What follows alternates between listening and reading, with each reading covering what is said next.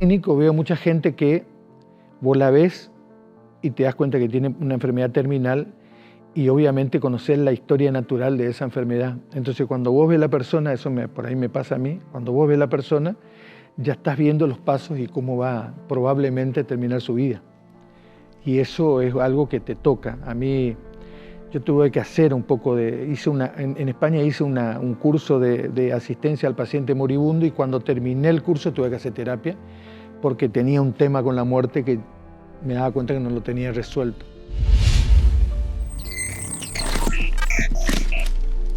Y yo aprendí mucho de los homosexuales en esa época, aprendí su vida. Tanto me tocó que en segundo año vino una doctora del Hospital Muñiz. En el Hospital Muñiz hay una sala famosa, la sala 14, que atendía a los pacientes con SIDA. Y le pedí ir con ella una semana. Y me dijo que sí.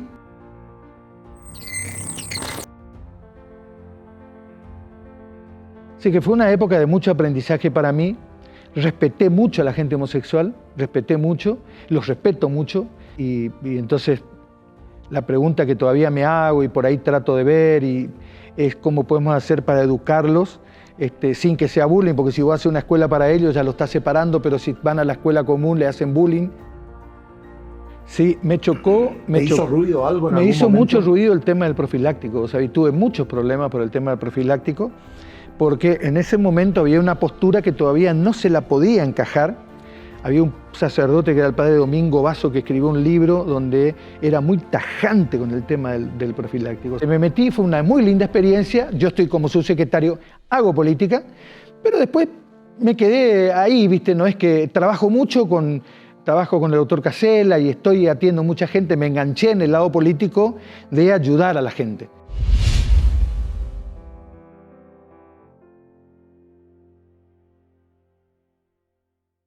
Alfredo, la medicina, además de una profesión, termina convirtiéndose en una pasión. Sí, termina siendo parte total, casi te diría, de tu vida. Vos te vas a tu casa y seguís enganchado y te comportás en base a lo que vos haces dentro de la medicina, un poco lo trasladás a tu vida. Te queda la educación de tu familia y la medicina, digamos, ¿viste? Y lo que te transformó en esa parte. Nosotros hacemos una cosa que se llama el método científico, que buscamos las pequeñas cosas dentro de la enfermedad. O sea, yo te miro y veo que tenés una mancha allá, que tenés una cosa acá, que tenés fiebre, que tenés taquicardia, que tu pie está hinchado, que tenés tal cosa, y hago una agrupación sindrómica y después de encontrar todo eso general, ahí hago un diagnóstico. Eso hacemos en la vida, nosotros vemos los detalles. Si vos me decís, vamos a hacer una casa, yo lo primero que te voy a decir seguramente, che, yo quiero el baño azul, y el inodoro que sea tal cosa, y la cocina. No estoy pensando en la estructura general como hacen los ingenieros, ¿viste?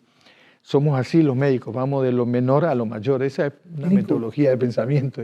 ¿Y cómo hacen? Porque en algún momento se deben querer desenganchar también de esa forma de ser. Sí, yo creo que somos muchos así, ¿viste? Nos podemos desenganchar, pero tenemos una cuestión que es la actividad. Nosotros somos muy activos, muy lectores somos. Hablamos en off de eso, somos personas muy lectoras, entonces leemos todo leemos y no leemos solamente medicina, sino nos enganchamos en una línea y vamos buscando algo o nos enganchamos. Por ejemplo, tengo dos colegas que son carpinteros, por ejemplo, ¿viste? Hacen cosas de carpintería y como muy detallistas, son carpintería excelente porque son muy detallistas. Y hacemos cosas, pero los hacemos así, con detalle, ¿viste? Leemos y nos vamos hasta el fondo de lo que estamos leyendo, investigamos. Así como investigamos medicina, también investigamos en eso. Ser médico es un poco verle la cara a la muerte todos los días. Sí, el médico que vive, por ejemplo, yo que hago nefrología, la parte de riñón, me toca mucho ir a las terapias porque las personas que están muy mal se les afecta los riñones y tengo que estar ahí. Entonces estoy muy en contacto en esa parte. Y después que, como clínico, veo mucha gente que vos la ves y te das cuenta que tiene una enfermedad terminal y obviamente conocer la historia natural de esa enfermedad. Entonces cuando vos ves la persona, por ahí me pasa a mí, cuando vos ves la persona ya estás viendo los pasos y cómo va probablemente a terminar su vida. Y eso es algo que te toca. A mí, yo tuve que hacer un poco en España hice un curso de asistencia al paciente moribundo y cuando terminé el curso tuve que hacer terapia porque tenía un tema con la muerte que me daba cuenta que no lo tenía resuelto. Entonces, cuando hice todo eso, pude separarme yo un poco de del tema de la muerte y liberarme un poco y poder asistir a la persona que se está que piensa que se va a morir, o inclusive a la persona que me tocó, mi tío, por ejemplo, que es un tipo muy inteligente, fue gobernador de acá y tuve que hablar con él del tema de su muerte, por ejemplo. Uh-huh. ¿Y el escribir un libro, por ejemplo, es una de esas vías de escape? Sí, nosotros somos tan lectores. Juan Chivallejo, por ejemplo, escritor de Mercedes, es obstetra, pero somos tan lectores. Él, por ejemplo, se dedicó a la escritura y tiene más de 20 libros escritos. Temelero es otro también. Y a mí también, mi papá terminó escribiendo 4 libros y bueno, yo escribí el último con él. Y ahora, por ejemplo, estoy haciendo 2 libros, en realidad 3, que no sé si el tercero lo voy a terminar haciendo, pero 2 seguro, que los voy haciendo, ¿viste? Con tiempo. Me salta una idea así a la mañana temprano, en un momento, y escribo en celular y lo voy plasmando. Estoy muy atrasado en ese tema, pero lo voy haciendo, ¿viste? Y ahora me enganché de nuevo y estoy terminando este libro. Lo había terminado cuando era director.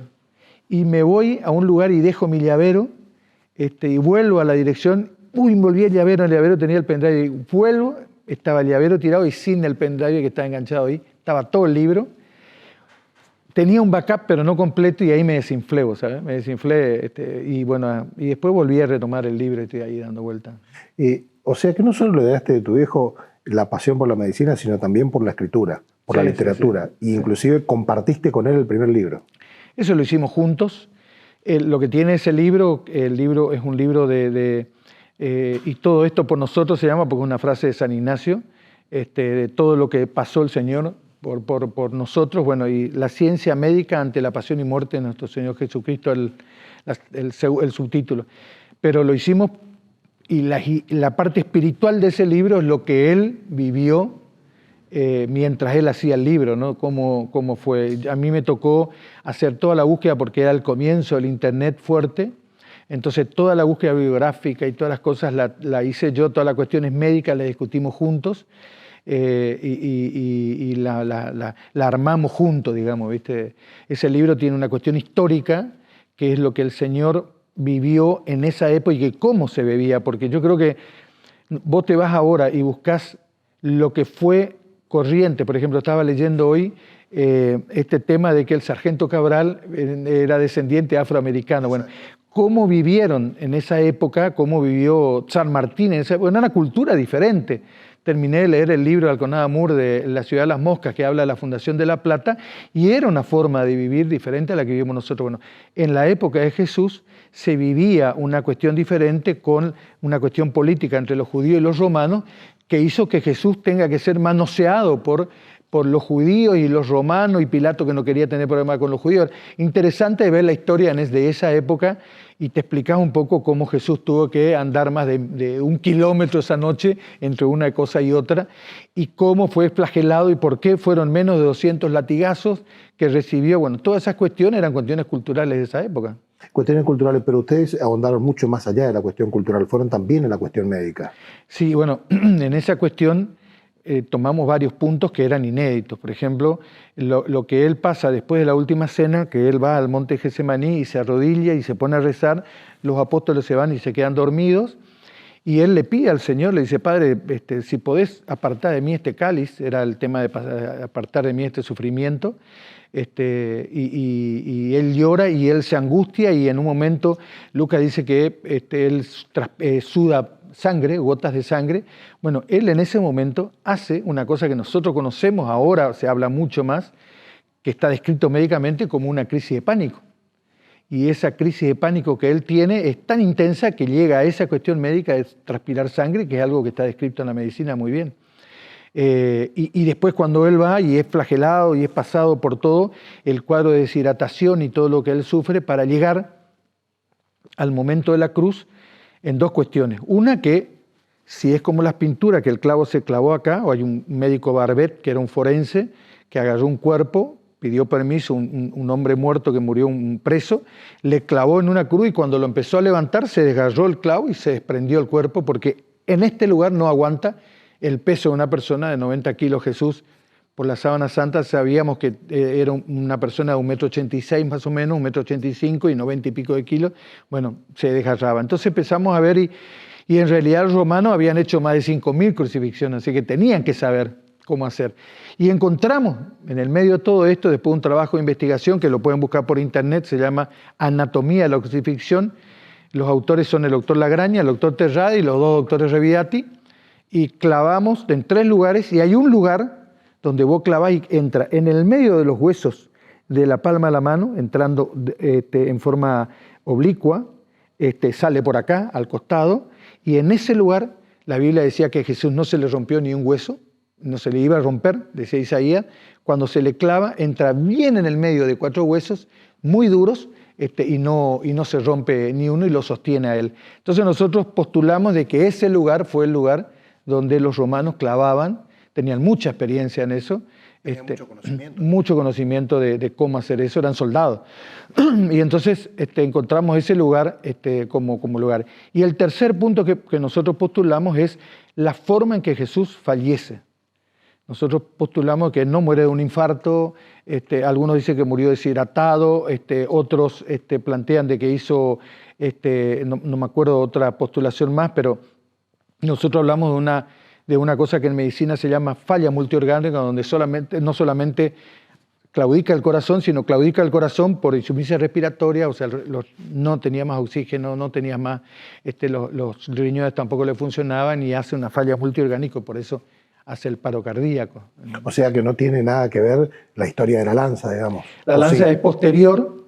Hay un investigador que hace cortes tomográficos con su grupo de médicos, investiga la lanza del lado derecho, que cuando entra en forma oblicua toca la membrana que recubre el corazón, y ellos hacen la misma experiencia y sale líquido pericárdico, se llama, que es blanco, y después sale sangre, bien exactamente como dice la Biblia. Entonces nosotros decimos, bueno, cuando le clavó, en realidad el soldado clava para cerciorarse que Jesús ya estaba muerto, porque cuando le clava ya estaba muerto, ya había terminado, ¿no? Entonces, por eso es que sale de esa forma. ¿Por qué ese libro se conoce, si se quiere, tan poco?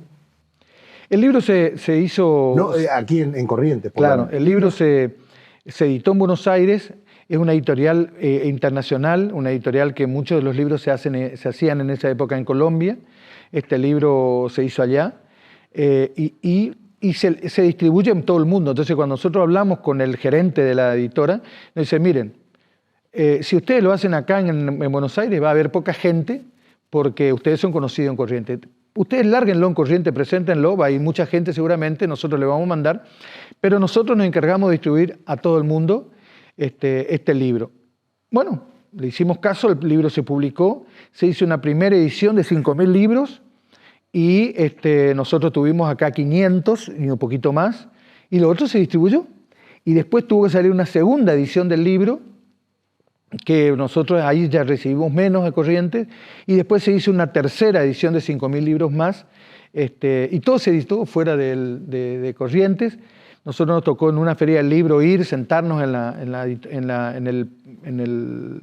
el ¿cómo se llama? El stand, sí, de la editorial San Pablo, y bueno, y firmamos libros, y ahí vimos que había mucha gente que conocía el libro, pero que no era de Corrientes, que nos hablaban del libro, nos pedían que le autografiemos el libro. Una señora trajo su libro a cosa, y nos pidió que le autografiemos, o sea, y una vez vino un sacerdote, yo era director de la escuela, pidió hablar conmigo un sacerdote correntino, pero que estaba destinado en España, una congregación, las hermanas de, no me acuerdo bien el nombre de la congregación, que venía a conocernos porque él había leído el libro en el Vaticano en un encuentro que habían hecho el general de la orden de ellos, un obispo que hizo en el Vaticano, congregando a más de 200 sacerdotes de esa orden, y para hacer el retiro les dio este libro nuestro. Entonces cuando mira dice, pero si estos son correntinos, y él conocía el apellido Reviati, entonces cuando él viene a visitar la familia, al año y pico, viene al hospital, me busca, papá había fallecido ya, y me pidió que le autografíe el libro porque, bueno, él había hecho todo el retiro casi una semana con ese libro. Así que fíjate cómo son las cosas. Llegó al Vaticano. Y llegó al Vaticano. Ahora hay menos cantidad de libros, la editorial no está muy bien, entonces cuesta armar. Y ahora yo hablé con la directora que está ahora, una especie de interventora que tiene editorial, y me dijo, mire doctor, si quiere le damos y usted publique en cualquier otra editorial, está liberado de armar, así que bueno, quedé con la posibilidad de poder hacer en otro lado, veremos a ver qué hace, porque ya estoy en otra cosa, ¿no? Pero bueno. ¿Y ahora qué se viene como libro? Y cuando yo tenía 27 años, me tocó atender el primer paciente con SIDA en Corrientes. Yo tenía mi primer año de residencia en el Hospital Escuela, en el servicio de clínica médica, el jefe era Popescu, y tenía otros cráneos que estaban ahí. Y bueno, el residente primer año es el que se hace cargo de los pacientes. Hasta ahora en el mundo es así, en el sistema de residencia. Bueno, llegó el primer paciente que era un santiagueño con SIDA, y fue toda una revolución en el hospital. Y en Corrientes salieron los diarios, en todos lados, pero en el hospital hasta esa época se usaban jeringas de vidrio y las agujas eran de metal, y yo me acuerdo que iba a la central de materiales y las enfermeras agarraban la aguja, la limpiaban y había una piedra, afilaban la punta así en la piedra, después volvían a limpiar y eso se esterilizaba con calor. Una vez que apareció este paciente, todo se empezó a descartar, las enfermeras no buscaban de la habitación porque nadie sabía cómo se contagiaba. O sea, teníamos la idea de cómo era, pero, ¿viste? Así que todo se tiraba. La habitación la limpiaba yo y la mamá de él, que era una mamá que estaba todo el tiempo con él, y otro residente más, nadie más entró en la habitación. Después que él falleció, como a los 2 meses y pico, la habitación quedó cerrada como una semana hasta que, bueno, entramos nosotros, los médicos, Popescu era director, nos pidió que entremos, limpiamos un poco y después se liberó y ya siguió. Pero cada vez que entraba un paciente, los primeros por lo menos, éramos nosotros los únicos que entrábamos, pues nadie más quería entrar. Y después se fue liberando, la gente empezó una enfermera que dijo yo les ayudo, empezó cuando nos vio a nosotros. Bueno, fue una época dura en esa parte, pero eran todos pacientes homosexuales los que venían, porque era la vía primera, después aparecieron algunos drogadictos y después apareció gente heterosexual y ahora ya se conoce cómo es, pero en esa época... Y los pacientes que nos tocaban, éramos 2 médicos los que atendíamos, porque el tercer médico que estaba residente el primer año no aceptó atenderlos. Entonces era el doctor Daniel Palma, que ahora sigue en el hospital, y yo también. Entraba uno, le tocaba a él, entraba otro, me tocaba a mí. Y yo aprendí, Popescu me acuerdo que me dio un libro para que yo lea y después hable a todo el grupo. Era un libro en inglés sobre la historia clínica del paciente homosexual, se llamaba. Y entonces fuimos ambientándonos porque no conocíamos, no te olvides que la homosexualidad era un tabú. Claro. La gente homosexual eran grupitos. Vos podías decir que aquel era, pero porque la gente no decía. Y bueno, y yo aprendí mucho de los homosexuales en esa época, aprendí su vida. Tanto me tocó que en segundo año vino una doctora del Hospital Muñiz. En el Hospital Muñiz hay una sala famosa, la sala 14, que atendía a los pacientes con SIDA. Y le pedí ir con ella una semana. Y me dijo que sí, que le mande una carta, y que ella me iba a dar. ¿Qué época? Y yo le dije que bueno, que iba a ser a mitad de año más o menos. Le dije a Popescu, y Popescu me dijo que no, que yo no podía ir, me negó, qué sé yo, que tenía que quedarme, que yo tenía ese año. Yo tenía razón en realidad, yo tenía que, mi función en segundo año era estar en la sala y tercer año era rotar. Bueno, está bien, le dije yo. Entonces me tocó vacaciones en julio y esa semana de vacaciones yo le escribí a ella, le pedí ir mi semana de vacaciones y utilicé mi semana de vacaciones para ir a la sala 14 del Muñiz, que la mayoría eran pacientes homosexuales, pero había pacientes drogadictos y utilicé para ir y estar ahí y ver lo que era el SIDA y ver cómo se trabajaba y cómo era la vida de las personas. Y hice consultorio, que en esa época todavía no había poca gente que hacía consultorio. Así que fue una época de mucho aprendizaje para mí. Respeté mucho a la gente homosexual, los respeto mucho, y los atiendo con muchísimo cariño, ¿viste? Tengo muchos amigos que son homosexuales y los atiendo y los aprecio mucho, ¿viste? ¿Y cuánto te afectó ese ir a la sala 14? Me afectaron 2 personas en la sala 14. Me afectó un pibe de 14 años que tenía SIDA, drogadicto, y me afectó un travesti, que ya estaba operado y todo, que tenía mucho dolor, y la doctora me dejó a cargo de él. O sea que yo tenía que atenderlo, revisarlo, hacer todo, y me contó cómo era su vida, sumamente sufrida. Bueno, y pasó lo que pasa acá, con muchos de ellos, viste, que no pudo terminar su secundaria por el bullying que se le hacía y terminó en una vida prostituyéndose porque era la única forma de salir, viste, como lamentablemente pasa con muchos en muchas partes del mundo. Y entonces la pregunta que todavía me hago y por ahí trato de ver es cómo podemos hacer para educarlos sin que sea bullying, porque si vos haces una escuela para ellos ya lo estás separando, pero si van a la escuela común le hacen bullying.